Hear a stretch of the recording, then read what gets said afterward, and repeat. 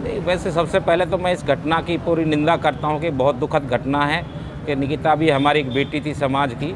सवाल इस बात का है कि जिस तरह से ये गोदी मीडिया इस चीज़ को इस तरह से उठा रहा है कि लव जिहाद का मामला है, ये लव जिहाद का मामला नहीं है और ना ही कोई ऐसा मामला है। ये दो बच्चों का एक अभी तो स्टूडेंट थे, वो बच्चे पढ़ रहे थे, अभी तो लव जिहाद का मायने ही नहीं मानते। सबसे पहले तो जो ये घटना घटित हुई है, हम इस पर दुख प्रकट करते हैं। और दूसरी चीज़ ये है, अपराधी का कोई धर्म या जात नहीं होता। पुलिस प्रशासन ने बड़ी तत्परता से कार्रवाई करते हुए अपराधियों को गिरफ्तार भी कर लिया, जो काबिल तारीफ़ है। बल्लभगढ़ में हुई निकिता की हत्या के मामले में पुलिस ने तत्परता से दोनों आरोपियों को गिरफ्तार कर लिया है। हालांकि इस मामले की सोशल मीडिया द्वारा जगह जगह से आरोपियों के खिलाफ सख्त से सख्त सजा दिलाने की बात कही जा रही है, लेकिन कुछ चैनलों द्वारा पूरे मेवात को टारगेट करना, बदनाम करना, कहीं हद तक हिंदू मुस्लिम में जहर घोलने का काम कर रहे हैं। हालांकि मेवात की आवाम का कहना है कि बहन निकिता के साथ जो घटना हुई वो एक दुखद घटना थी, जिन पर मेवात की आवाम ने दुख प्रकट करते हुए दोषियों के खिलाफ सख्त से सख्त सजा दिलाने की बात कही। हालांकि मेवात की आवाम सोशल मीडिया पर निकिता के दोषियों को फांसी देने की भी बात कह रही है, लेकिन कुछ चैनलों द्वारा पूरी मुस्लिम कौम को टारगेट करना मेवात की आवाम ने गलत ठहराया है। हमने मेवात में भी लोगों से बात करने की कोशिश की, उनका भी जवाब सुनिए। मेरा नाम लक्ष्मीकांत एडवोकेट है। देखो जी, ये मेवात को बदनाम करने के लिए एक षड्यंत्र है। अगर हम मेवात पर अपना नज़र डालते हैं तो मेवात 3 राज्यों में आती है, राजस्थान भी आती है, यूपी भी आती है, हरियाणा भी आती है। अब जैसे कि आपने 5-6 साल पहले एक घटना हुई थी, धौला का कांड हुआ था।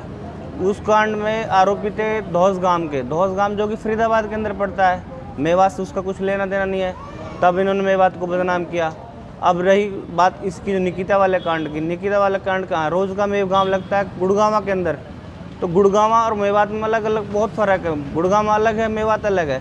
ये मेवात को बदनाम करने की पूरी साजिश है। ये मीडिया सिर्फ क्या है कि मेव कम्युनिटी को टारगेट कर रही है, उन्हें करने से कुछ बेनिफिट तो होना नहीं है, सिर्फ क्या है मेवात बदनाम, जबकि मेवात का और इस कांड का कुछ लेना देना बिल्कुल दूर दूर तक नहीं है।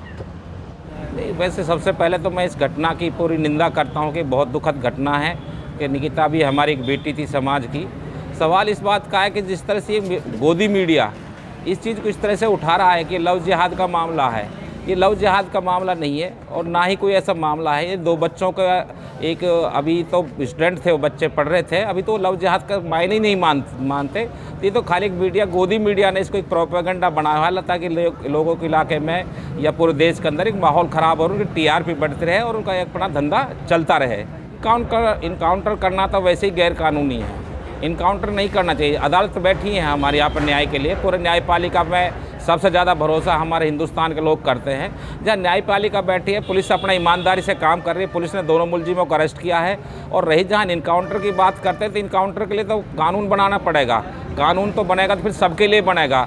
जैसे हाथरस की बेटी के संग तो रेप भी हुआ, मर्डर भी हुआ, तो उनका भी इनकाउंटर होना चाहिए। सेंगर विधायक जी ने जो वहाँ पर पहले उसके पूरे परिवार, लड़की के परिवार को नष्ट कर दिया, उसका सबसे पहले इनकाउंटर होना चाहिए।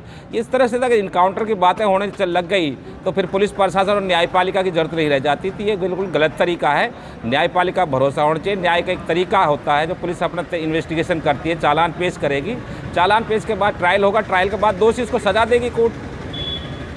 सबसे पहले तो जो ये घटना घटित हुई है, हम इस पर दुख प्रकट करते हैं। और दूसरी चीज़ ये है, अपराधी का कोई धर्म या जात नहीं होता। पुलिस प्रशासन ने बड़ी तत्परता से कार्रवाई करते हुए अपराधियों को गिरफ्तार भी कर लिया, जो काबिल तारीफ़ है। और हम चाहते हैं कि बहन को नितिका को इंसाफ मिले और अपराधियों को सख्त से सख्त सज़ा मिले। लेकिन हम किसी एक अपराध के लिए पूरे मेवात को दोषी नहीं ठहरा सकते।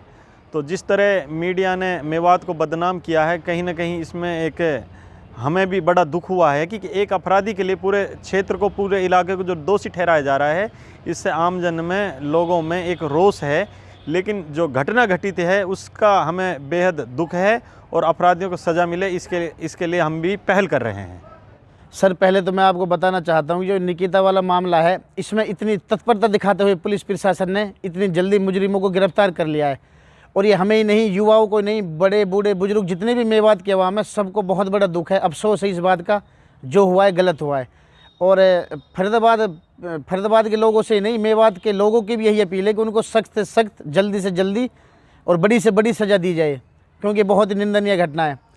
और मैं आपको बता दूं कि जो ये चैनलों द्वारा मेवात को बदनाम करने की साजिश रची जा रही है, या नहीं, पहले भी कई बार ऐसा होता आया है, मेवात को जो टारगेट करके बदनाम किया जाता है, बल्कि ऐसा कुछ नहीं है। क्राइम हर जगह है, मेवात में तो ना के बराबर क्राइम है, बल्कि फरीदाबाद, आप हरियाणा में और कोई भी ज़िले में चले जाओ, बड़ी गैंगवार मिल जाएगी देखने को। यहाँ के तो छोटे मोटे कांड अपराधी मिलते हैं, और बल्कि इतना क्राइम मेवात में है भी नहीं जितना ये लोग बड़ा चढ़ा के उनको पेश कर रहे हैं।